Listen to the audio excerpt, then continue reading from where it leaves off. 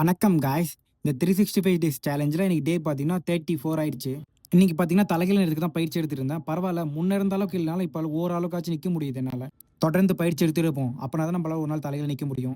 சின்ன வயசுல எங்கள் ஆயா ஒரு கதை சொன்னாங்க. ஒரு விஷயத்தை பண்ண ஆரம்பிச்சுட்டா தொடர்ந்து பண்ணிட்டேறா, அப்போனா தான் ஒரு நாள் உனக்கு பலன் கிடைக்கும் அப்படின்னு சொன்னாங்க. அது அப்போ புரியல, ஆனால் இப்போ புரியுது எனக்கு.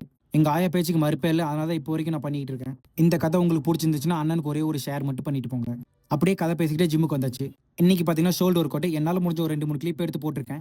ரொம்ப நாளைக்கு அப்புறம் ஒர்க் அவுட் போகிறோமோ என்னமோ தெரியல, ஒரு மாதிரி கையெல்லாம் வைப்ரேட் ஆகுது. இப்படிலாம் பார்த்தா வேலைக்கு ஆகுதுடா சொன்னா பண்ண தம்பி, ஒழுங்கா ஒர்க் அவுட் போடுப்பா.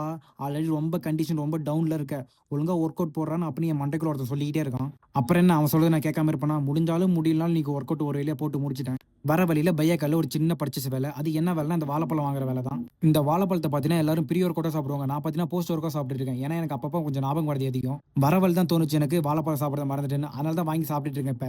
அப்படியே ரூமுக்கு வந்து ஒரே ஃப்ளாட்டு தான் இன்னைக்கு. நாளைக்கு சந்திப்பேன் காய்ஸ்.